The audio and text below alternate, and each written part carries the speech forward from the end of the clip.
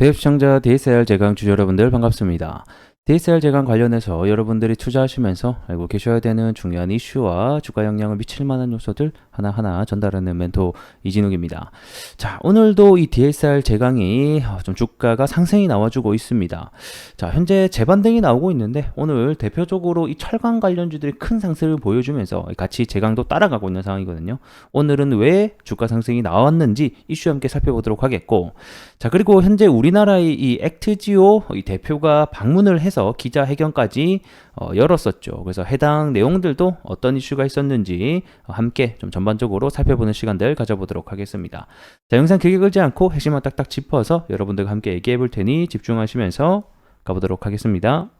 자, 먼저 우리 DSR 제강이 이번 석유 관련주를 엮이게 된 이유를 먼저 보게 되면, 얘네가 하고 있는 제품 중에 이 와이어 로프라고 있습니다. 말 그대로 철로 된 밧줄이라고 보시면 되는데, 요게 이제 건설용이라던가 그 다음에 어디 들어가죠? 유전 시추용에 들어간다라는 사실이 부각이 되면서 요 며칠 주가가 변동성을 일으키고 있다라고 보시면 될 것 같고, 그래서 주가를 보게 되면 6월 3일날 해당 이슈가 발표가 되면서 21% 급등, 그러다가 어제는 또 하락을 크게 보여줬었어요. 근데 오늘 다시 한 번 더 주가 상승이 나오고 있는데, 오늘의 주가 상승 이유를 먼저 보게 되면, 자, 지금 현재 시장에서 석유 관련주들이 큰 상승이 나오고 있죠. 그래서 기존에는 이런 한국 석유라던가 뭐 GSE 이런 석유 가스 관련주들이 급등이 먼저 나왔었고, 이제 후발주자로 그 아래에 있는 철강 부품 소재 회사들이 점점 부각을 받고 있는 상황입니다. 그래서 대표적으로 이 강간 회사 중에 하나인 넥스틸이 오늘 상한가를 가게 되면서 철강의 대표 종목으로 치고 나가는 상황이 됐습니다. 그럼 도대체 왜 이제 철강과 강간이 주목을 받기 시작하냐? 자, 일단 차트를 우리 DSR 제강으로 켜놓을게요. 자, 우리 시추를 하면 이 동시에 시추공을 보호하기 위해서 이 외곽의 강간이라던가 철강, 이 다양한 제품들을 사용하게 됩니다. 거기에 들어가는 게 결국에는 강간, 철강, 그 다음에 뭐가 들어가냐, 이 시멘트로 암석과 파이프를 붙여주는 시멘팅 작업도 같이 들어간단 말이에요. 그러다 보니까 오늘 뭐 삼표 시멘트라던가 이런 시멘트 관련주들, 고려 시멘트는 또 상한가를 가게 되고, 이러한 지금 현상들이 나타나고 있고, 이 DSR 전 같은 경우에도 결국에는 이 시추용에 들어가는 와이어 로프를 생산을 하고 판매를 하다 보니까 관련 소재 부품주로 함께 조금 주가가 재반등이 나왔다라고 보시면 좀 이해가 빠르실 것 같습니다. 그래서 현재는 1차적인 어제 만들어졌던 종가에서 저항을 받고 있는 모습인데, 일단은 이번 주까지는 계속해서 변동을 확대할 수 있으니 우리가 끝까지 이 관련 테마가 계속해서 순환매가 나올 수 있으니 지켜보자, 이렇게 좀 설명을 드리도록 하면서 이슈 하나 넣어보도록 하겠습니다. 이번 동해 석유 매장을 분석을 한 이 액트지오 측이 오늘자 우리 한국을 방문을 해서 기자회견을 가졌었죠. 기존에 한 11시쯤에 기자회견이 예견되어 있었는데, 이게 조금 늦춰지면서 한 11시 반, 12시쯤에 시작을 해서 1시간가량 정도 진행을 했습니다.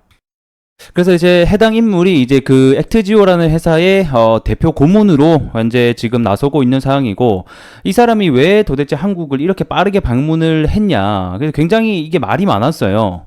이 윤 대통령이 석유 관련된 발표 직후 이후에 이 액트지오의 본사 주소가 이 미국의 이 다소 약간 허름한, 어떻게 보면 가정집 같은 주택이라는 점이 좀 부각이 되면서 이게 지금 현재 액트지오의 본사의 전경이라고 합니다. 누가 봐도 약간 좀 가정집 같지 않나요? 그래서 이게, 그리고 종업인이 10명밖에 안 돼요. 그래가지고 이게 정말 신뢰할 수 있는 회사냐, 이런 데이터 가지고 우리 피 같은 이 세금을 넣어도 되는 거냐, 뭐 이런 의견이 굉장히 다양하게 나와졌고, 그리고 이런 의심들이 나오게 됐습니다. 그러다 보니까 이쪽 이제 액트지오의 대표가 직접 한국에 가서 브리핑을 통해서 내가 확인을 시켜주겠다, 이런 식의 어떤 상황 전개가 됐다라고 보시면 될 것 같고, 그럼 정말 이 양반을 우리가 믿을 수 있는가라고 보게 되면, 그래도 이분이 이 미국의 세계 최대 석유 기업인 이 엑슨모빌에서 꽤 오랫동안 근무를 하면서 이 다양한 광고라던가 석유를 캐낸 또 경험이 있다라고 합니다.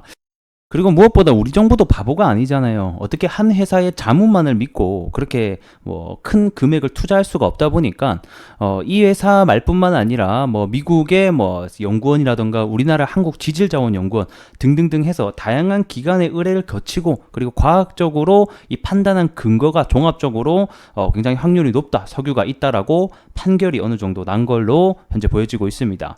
그래서 제가 봤을 때는 결국에는 아래에 석유가 있다, 가스가 있다, 없다 있다의 문제라고 보기는 어려울 것 같고요.